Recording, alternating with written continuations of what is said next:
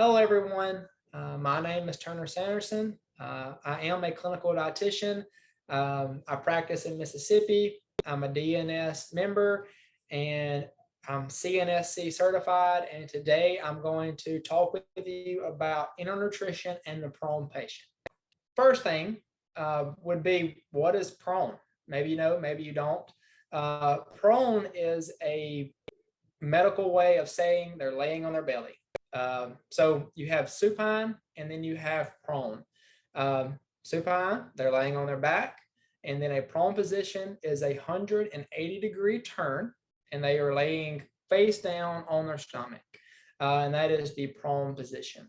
As you can imagine, feeding somebody with a tube when they're laying on their stomach can be challenging. If you're not someone who is currently at a hospital where they do enteral nutrition for prone people, you might ask, why would someone be prone in the first place? Well, to answer that, someone is likely going to be prone with some type of respiratory distress or respiratory illness. For example, the most popular one is going to be acute respiratory distress syndrome. With that, there's fluid builds up in the lungs. With that fluid buildup, it keeps the lungs from filling with enough air, which means less oxygen reaches your bloodstream, and then you have a problem. So along with that respiratory complication, people might be prone if they have COVID, which is pretty popular in today's time. If they have, various degrees of sepsis, pneumonia, could all be reasons why someone needs to be prone. So with proning, with the prone position, you might ask, what are some benefits of it? Well, there are a handful of benefits with feeding the patient in the prone position. Some of those are going to be improved oxygenation, so improved oxygen, improvements in ventilation. It's going to help with the blood flow redistribution ratio. And it's going to possibly decrease lung injury in an inexpensive way. Think about it, turning someone over is fairly inexpensive. So those are pros of it. Some cons of, placing somebody in a prone position and then feeding them enteral nutrition is going to be, it's labor intensive to turn someone. Once again, I mentioned I'm practice in Mississippi. Just our demographics, we can get some larger patients, and it definitely takes a handful of people. So it's labor intensive. Plus you got tubes, wires, and that's another con of the prone patient is managing all the tubes and the wires. If someone is intubated, you have to, manage that when you're rotating them. So labor intensive, you have to manage tubes and lines. Depending on how long they are in the prone position, there can be some facial edema, which would be a con. And then you think if someone is being prone, most likely they're in a severe situation, severe illness. So with that, there's going to be probably some sedation, which can cause some complications with enteral nutrition as well. When we're proning someone, they can be intubated and they cannot be intubated.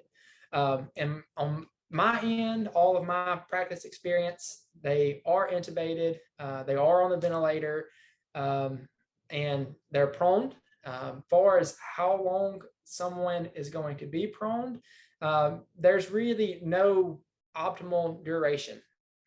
It varies. The range that is recommended is at least from 6 hours all the way to 20 hours in the prone position. But like I said, that can vary depending on the patient and what's all taking place, the hospital protocols, and so forth. I have seen patients be in the prone position for a nurse's shift, which is like a 12-hour shift, and they'll flip the patient over when new nurses come in. I've had them do 16-hour rotations, so 16 hours in the prone position, 8 hours in the supine or on their back. So it varies. Various research has been done on the time. And once again, there's no like sweet spot of, hey, the patient needs to be in the prone position for 14 hours. It varies.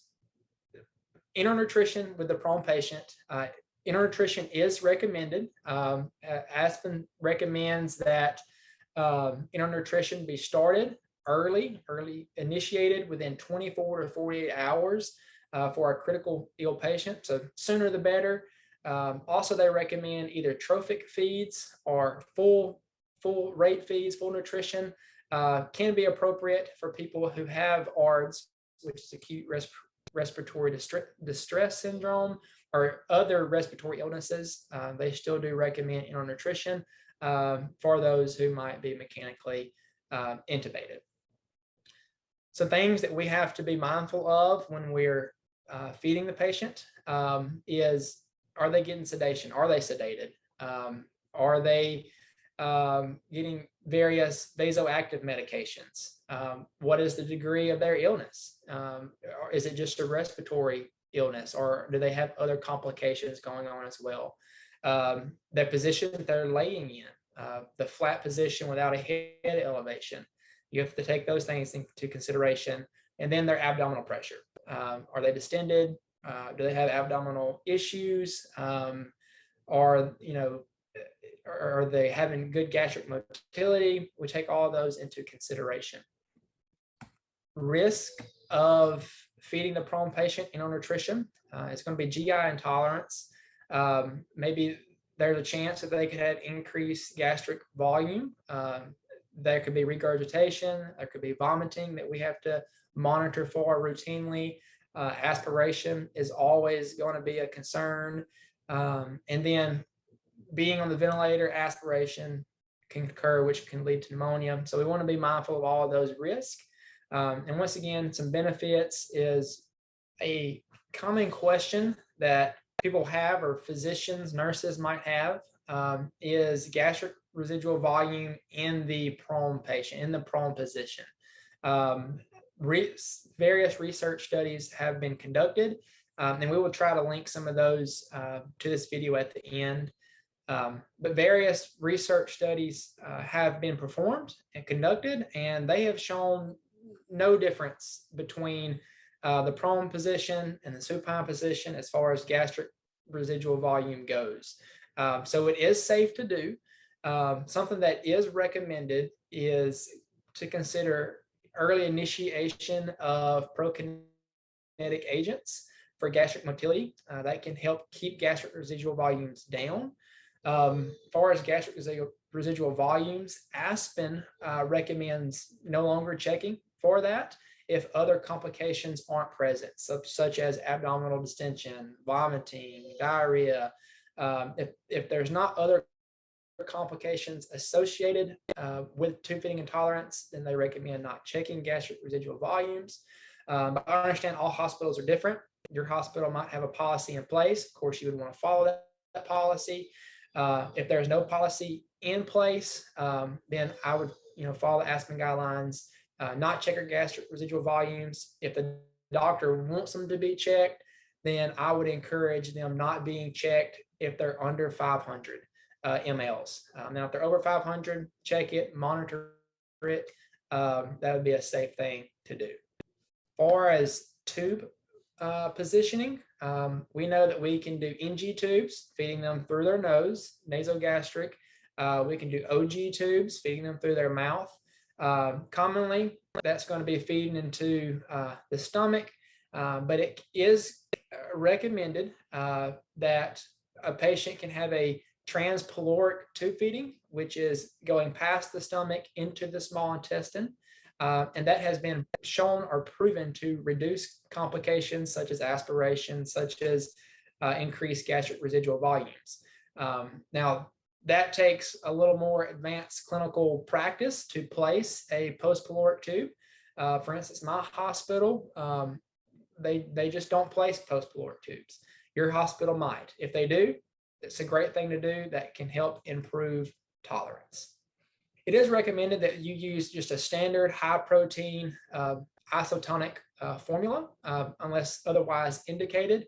A peptide-based formula can be used if there is some type of GI intolerance, but it is recommended to start off with a standard high protein isotonic formula.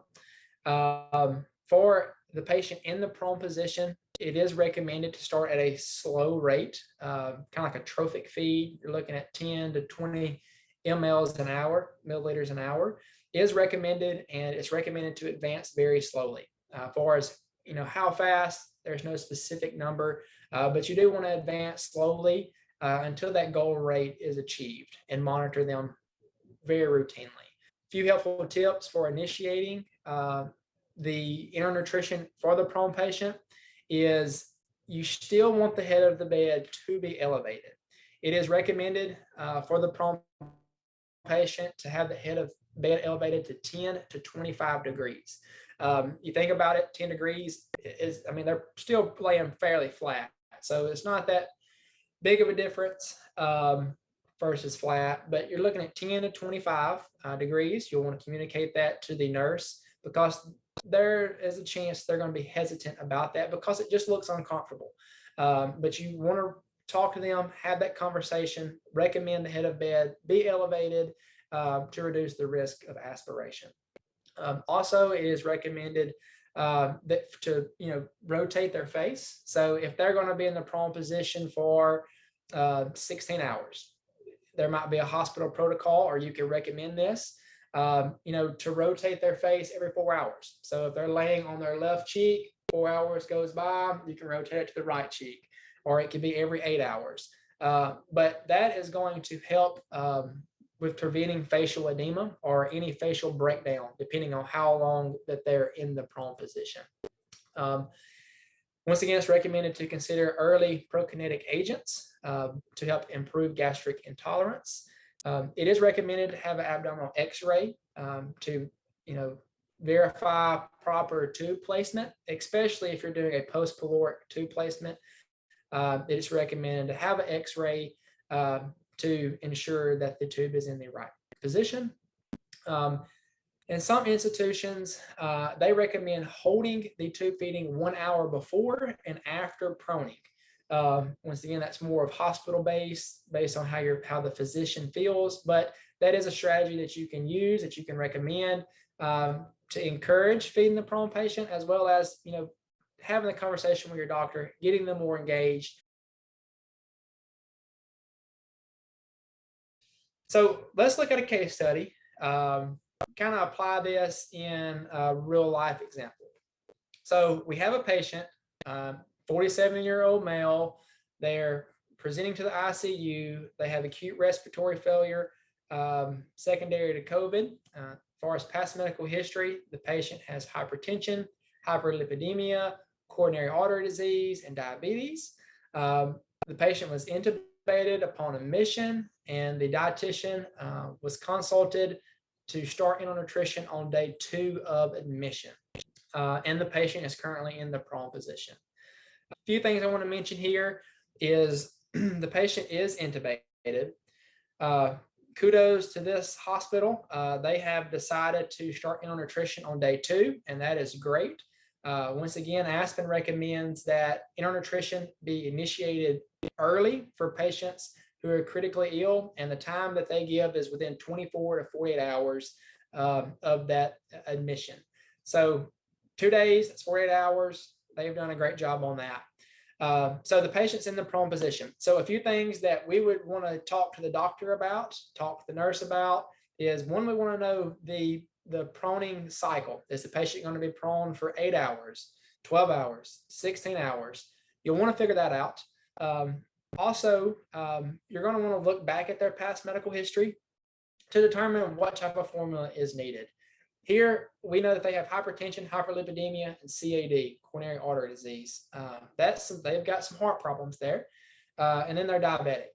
So it's recommended by ASPEN that you start with just a standard, polymeric formula. In the case of being prone, it's recommended for it to be an isotonic formula, high protein isotonic formula. So you would start with that standard formula. And then if there's intolerance, such as their blood sugars are really high, you might want to consider a diabetes-based formula.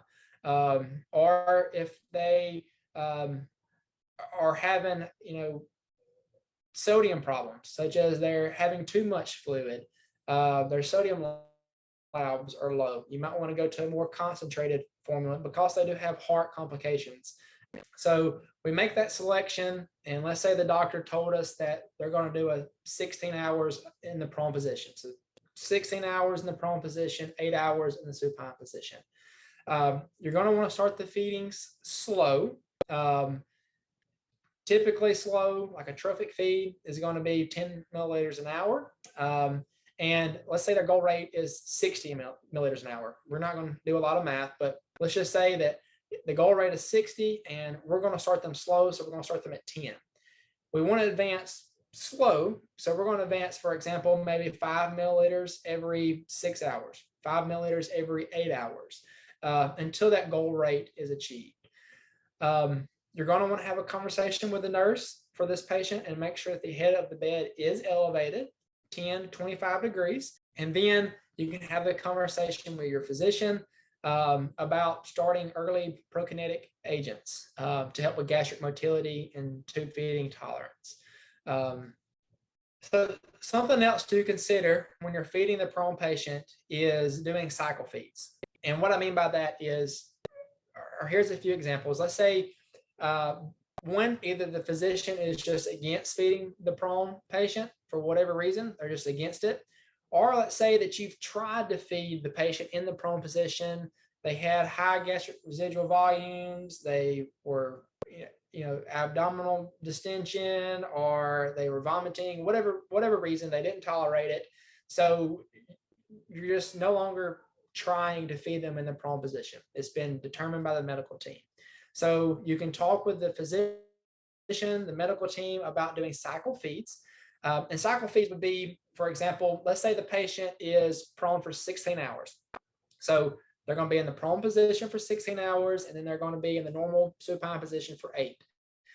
You would want to feed them for those 8 hours. You would still want to start with a standard high protein isotonics formula.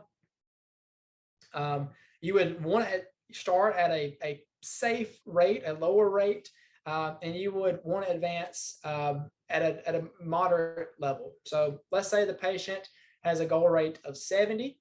It'd be safe to start them at 20 to 30. Let's say we started them at 30. You would want to advance them, for example, 10 milliliters every 6 hours. So if you started them at 30, you advance 10 every 6. That means at 6 hours, their rate should go to 40. So they would be getting 40 milliliters an hour for 2 hours before tube feeding is stopped for the proning. Patient is prone. Tube feeding was stopped at 40 milliliters an hour. They're prone for another 16 hours. When they're flipped back over in the supine position, it's recommended to start back at the last tolerated rate. So they were at 40. If they tolerated that well, so you can start at 40. Start at 40, advance 10 every 6. Maybe they make it to 50. They tolerated that well. They're proned again. 16 hours goes by. They go back in the normal supine position. Then you're starting at 50. And you keep doing that as long as they're being proned and until goal rate is achieved. So with this case study, once again, let's just say that the enteral nutrition didn't work. We tried to feed them in the prone position. That didn't work for whatever complication. We were trying to do cycle feeds. Patient continued to have intolerance, and that might be real. That might be the case. And in that situation, parental nutrition is the next option. If they have a functional GI, ASPEN will always recommend enteral nutrition over parental nutrition if the patient has a functional GI tract. So if they have a functional GI tract, we've tried enteral nutrition, we've tried, different formulas, we've tried prokinetic agents, and there's still intolerance. There's nothing wrong with trying parental nutrition in most cases. And parental nutrition is good. We always want to provide nutrition versus not providing nutrition. You would want to work with your pharmacist, the physician, to determine, are we going to do parental nutrition continuously? Or is it going to be peripheral or central line, TPM. So those will be conversations that you would want to have. But in the situation where enteral nutrition does not work for the prone patient, parenteral nutrition is still recommended for use. So thank you for watching. I hope this is helpful. If you have any questions, leave comments in the box below, and we will get back with you and answer the questions as fast as possible. But once again, I hope this was helpful. Thanks for watching.